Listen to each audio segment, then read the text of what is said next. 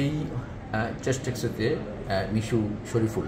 তো আমরা কি দেখতে পাচ্ছি যে রাইট সাইডে অ্যাঙ্গেল অবলিটারেটেড, তাই না? এখানে এই যে প্যাথোলজি আছে। তো এখানে আরেকটা ফেইন্ট অপাসিটি আছে যেটা মিস হওয়ার রিস্ক থাকে ফিজিশিয়ানদের চোখ থেকে। কি বলো তো দেখি সেটা?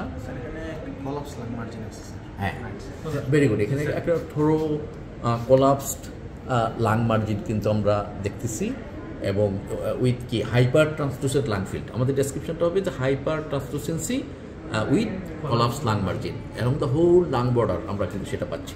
ডেফিনেটলি একটা স্মল নিউমোথোরাক্স আছে।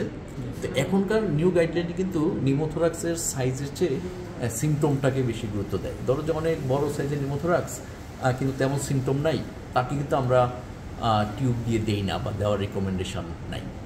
তো যাক, সেটা মানে অন্য ডিসকাশনের পয়েন্ট। একটা পেশেন্টের মানে রেসপিরেটরি ইনভলভমেন্ট আছে এখানে, আমরা পাচ্ছি অ্যাঙ্গেল অবলিটারেটেড প্লুরাল ডিফিউশন রেডিওলজিক্যালি আমাদের তাই বলতে হবে। ব্যতিক্রমী ক্ষেত্রে ক্লিনিক্যাল এক্সামিনেশন অন্য কিছু আসলে সেটা ভিন্ন কথা। নিউমোথোরাক্স আছে। এখন পেশেন্টের শুরুটা হলো কীভাবে? আচ্ছা, ওর মাসখানেক আগে গিরায় ব্যথা শুরু হলো, তাই না? এই জয়েন্টে ব্যথা শুরু হলো, তাহলে জয়েন্ট পেইন। এবং আমরা কি দেখলাম, একটা জয়েন্ট পেইনের পর পেশেন্টের রেসপিরেটরি ইনভলভমেন্ট হলে আমরা প্রথমেই চিন্তা করি নেই মোস্ট লাইকলি ওইটা সেপটিক আর্থ্রাইটিস ছিল, এবং সেখান থেকে ডিজিমিনেশন হয়ে সিভিয়ার ইনফেকশন ছিল অথবা আনট্রিটেড ইনফেকশন ছিল সেটা। আর আপনাদের তো অ্যান্টিবায়োটিক শুরু করতে বেশ সময় লাগছে, তাই না? 2 সপ্তাহ পরে। হ্যাঁ, অ্যান্টিবায়োটিক এই সময়ের মধ্যে পেশেন্ট কিন্তু অ্যান্টিবায়োটিক পায়নি। সেপটিক আর্থ্রাইটিস আমরা ধরে নিতে পারি যে জয়েন্ট পেইন ছিল, হিপ জয়েন্ট পেইন। তারপর যখন জয়েন্ট পেইনটা কমের দিকে উইথ অ্যান্টিবায়োটিক, তারপর কি হলো, তার রেসপিরেটরি ইনভলভমেন্ট হলো। প্রথমে কিন্তু কাশি শ্বাসকষ্ট কোনো কিছু ছিল না, একদম প্রথমে ছিল না। ওই যে বললেন যখন গিরায় ব্যথা, হ্যাঁ, তারপরে এটা শুরু হলো। তাহলে তার জয়েন্ট পেনের পর রেসপিরেটরি ইনভলভমেন্ট, এবং রেসপিরেটরি ইনভলভমেন্ট প্রথম মাইল্ড, কিন্তু তারপর গিয়ে কিন্তু সেটা ইনটলারেবল কিছু প্রবলেম ডেভেলপ করলো।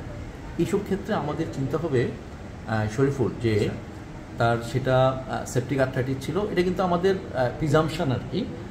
তারপর ইনভেস্টিগেশন করতে কনফার্ম করতে হবে যে তার সেপটিক আর্থ্রাইটিস ছিল, সেখান থেকে লাংস ইনভলভমেন্ট হলো, অথবা তার সেপটিক আর্থ্রাইটিস ছিল সেখান থেকে ইনফেক্টিভ অ্যান্ডোকার্ডিটিস থেকে তারপর আবার রেসপিরেটরি ইনভলভমেন্ট, সেটা মানে পার্ট অফ ইনফেকশন। আবার এমন হতে পারে এটা সেপটিক অ্যাম্বোলাই হয়েছে, তার সেপটিক অ্যাম্বোলাই হয়ে কিন্তু তার কিছু কেভিটারি লিশন করবে, কিছু আদার লাং প্যাথোলজি করবে। সেটাকে কনফার্ম করতে হলে তোমাকে কিন্তু আবার সিটি স্ক্যান করতে হবে। তো আমাদের ডিফারেন্সিয়াল ডায়াগনোসিস সেপটিক আর্থ্রাইটিস এবং causing infection in the lung, যেমন নিউমোথোরাক্স, তারপর মানে complication of infection in the lung, plural diffusion, pneumothorax, consolidation, এগুলি। আমরা এখন সিটি স্ক্যান দেখি। সিটি স্ক্যানে আমরা দেখতে পাচ্ছি এখানে মিশু কি দেখতে পাচ্ছি, এখানে কিন্তু তোমার কেভিটারি লিশন আছে, এবং কেভিটারি লিশন, তারপর নিউমোথোরাক্স, সেটাও তোমার আমরা দেখতে পাচ্ছি ফেইন্ট, এই যে শ্যাডো একটা দেখতে পাচ্ছি, নিউমোথোরাক্স দেখতে পাচ্ছি। তারপর আমরা ইফিউশন দেখতে পাচ্ছি। ইফিউশন মেডিসিনাল উইন্ডোতে আরও ক্লিয়ার কাট আমরা বুঝতে পারবো। তার মানে cavities followed by or bulla like lesion followed by septic arthritis. আমাদের মোস্ট লাইকলি অর্গানিজম কি হতে পারে? স্টেফিলোকক্কাস, তাই না? স্টেফিলোকক্কাস এবং এমআরএসএ কাভারেজটা কিন্তু এখানে ইম্পর্টেন্ট, খুব ভাইটাল। কারণ এমআরএসএ কাভারেজ না দিলে, যদি এমন হয় যে স্টেফিলোকক্কাস কিন্তু সেটা মেথিসিলিন রেজিস্ট্যান্ট, তখন কিন্তু তুমি যে ক্লোক্সাসিলিন বা আদার অ্যান্টিবায়োটিক দিলে কাজ করবে না। এবং আমরা এমআরএসএ কাভারেজ যদি দেই, যেমন তোমার লিনেজোলিট, তারপর ভ্যানকোমাইসিন, তাই না, টাইকোপ্লানিং, তাহলে হবে কি তোমার রেজিস্ট্যান্ট অর্গানিজমগুলিও এমআরএসও কভার করবে, আবার স্টেফিলোকক্কাস যেগুলি নাকি মেথিসিলিন সেন্সিটিভ সেগুলি তোমার কভার করবে। মানে মোট কথা তোমাকে লিনেজোলিট, ভ্যানকোমাইসিন বা টিকোপ্লানিন এই গ্রুপের প্রিন্সিপাল দিতে হবে। এবং আমাদের চিন্তা থাকবে সবসময় যে শরীরের অন্য কোথাও ইনফেকশনের ফোকাস, এবং পরবর্তীতে যখন লাং ইনভলভমেন্ট হবে, that may be due to direct dissemination of the infection bacteria, or that may be septic pulmonary embolism, এবং that may be alone or along with infective অ্যান্ডোকার্ডিটিস।